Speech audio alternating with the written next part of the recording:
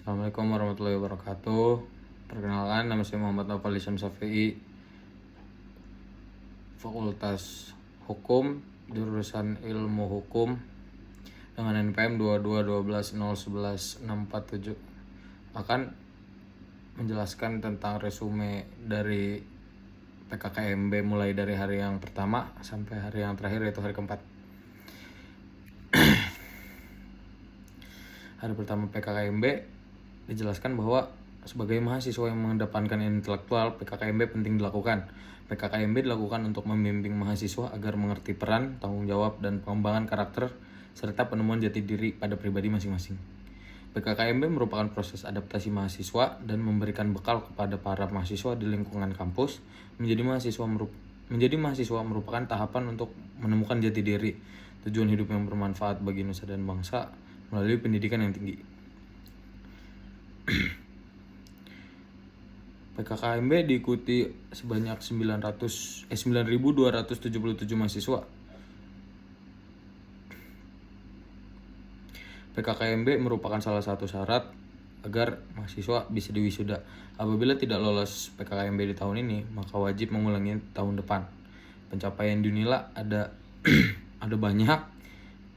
Yang pertama, pada 2019 hingga 2021, UNILA mengalami perkembangan yang sangat pesat. Pada 2021, UNILA masuk top 10 universitas terbaik di Indonesia menurut Webometric.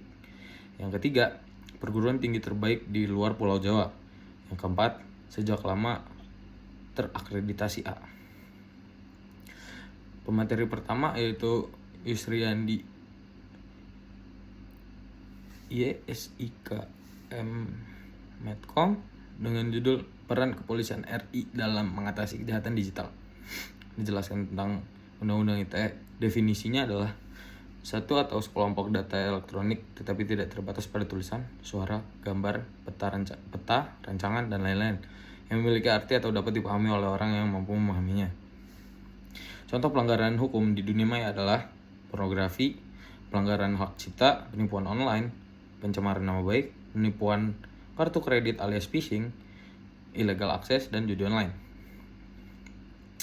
Nah, dijelaskan juga tips dan trik agar terhindar dari jeratan hukum UU ITE. Yang pertama, penggunaan internet harus lebih menyaring konten sebelum disebarluaskan. Yang kedua, lakukan pengecekan yang lebih teliti. Yang ketiga, tulisan yang dibuat pengguna internet harus didukung data dan fakta. Yang keempat, jangan sekadar mengkritisi tapi juga berikan solusi. Yang kelima, jangan ragu untuk minta maaf bila salah. Yang keenam, melaporkan ke pihak wajib jika terjadi kejahatan di dunia maya. Yang kedua, diberikan materi oleh Herawati dengan judul Pengembangan Karakter Mahasiswa sebagai Intelektual dan Anti-Bullying. Dijelaskan segala macam bullying dan definisi bullying adalah suatu tindakan baik itu fisik ataupun non-fisik yang melukai diri kita. Mengutip dari perkataan Bung Karno, belajar tanpa berpikir itu tidaklah berguna. Berpikir tanpa belajar itu sangat bahaya. Generasi muda adalah mereka yang berumur 16-30 tahun. Mereka yang pelajar, mahasiswa. Mahasiswa itu sedikit tapi punya pengaruh yang besar. Tanggung jawab generasi muda adalah mempertahankan dan memelihara kesatuan bangsa, mengembangkan kepribadian yang sehat dan tangguh, meningkatkan partisipasi dalam ilmu politik dan sosial. Yang keempat, mengembangkan dan memelihara demokrasi Pancasila serta menjunjung tinggi hak dan kewajiban asasi warga negara. Yang kelima, mengembangkan nilai budaya luhur yang relevan guna mendorong dan menampung perubahan. Kedua, PKKMB Fakultas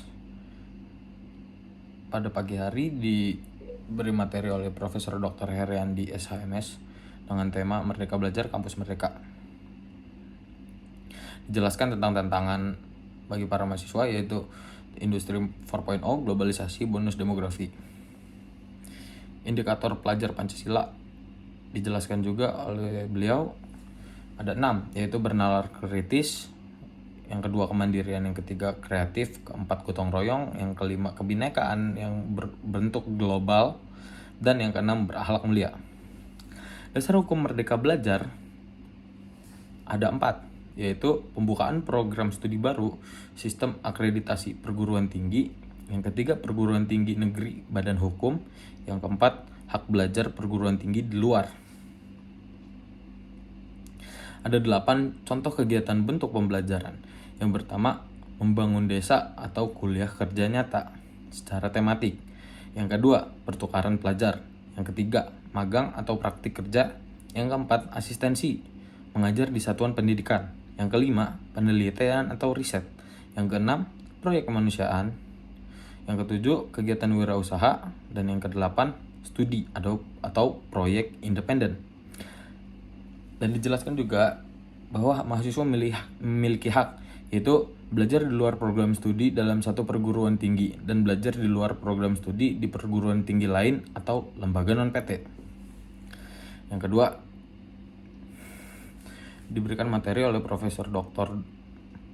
Asep Sitohar, Magister Kesehatan, yang bertemakan kesadaran lingkungan hidup, manajemen risiko kampus yang sehat.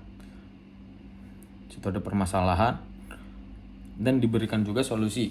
Permasalahan lingkungan hidup di Indonesia dan dunia. Yang pertama ada lingkungan alam, sumber daya lahan, sumber daya air, keanekaragaman hayati, dan banyaknya eksploitasi.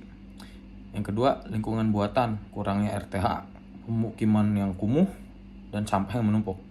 Yang ketiga, lingkungan sosial, perubahan masyarakat agraris ke modern menyebabkan perubahan gotong royong. Dan diberi juga cara untuk mengelola lingkungan hidup. Yang pertama itu 3R, yaitu reuse, reduce, dan recycle. Yang kedua, mengelola sampah.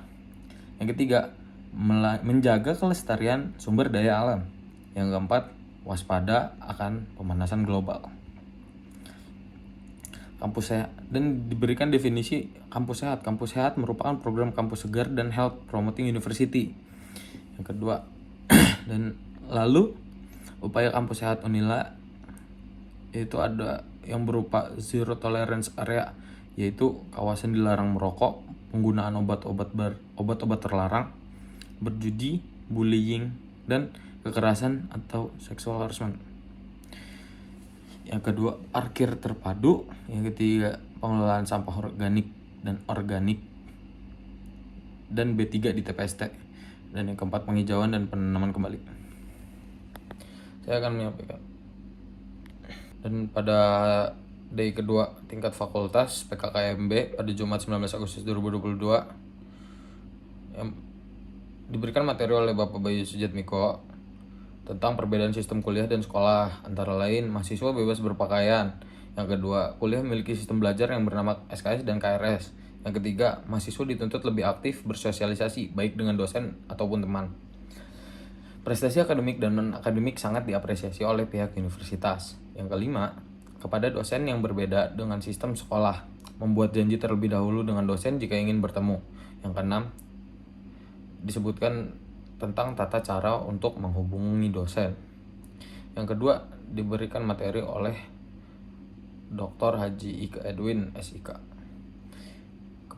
Pada PKKMB hari kedua tingkat fakultas, Irjen Pol Dr. Haji Ika Edwin, SIK, SHMH sengaja mengunjungi Universitas Lampung untuk memberikan nasihat juga motivasi sekaligus menyambut mahasiswa Fakultas Hukum angkatan 2022. Dalam kesempatan ini, beliau mengatakan, jadilah mahasiswa hukum yang luar biasa karena hukum itu memiliki keadilan. Dan materi ketiga disampaikan oleh Dr. Evi Kurniawati. Pada kesempatan kali ini, Dr. Evi Kurniawati menyampaikan hal-hal terkait dengan penjagaan kesehatan bagi para mahasiswa Universitas Lampung. Terima kasih. Sekian resume dari saya. Billahi taufiq wal hidayah. Assalamualaikum warahmatullahi wabarakatuh.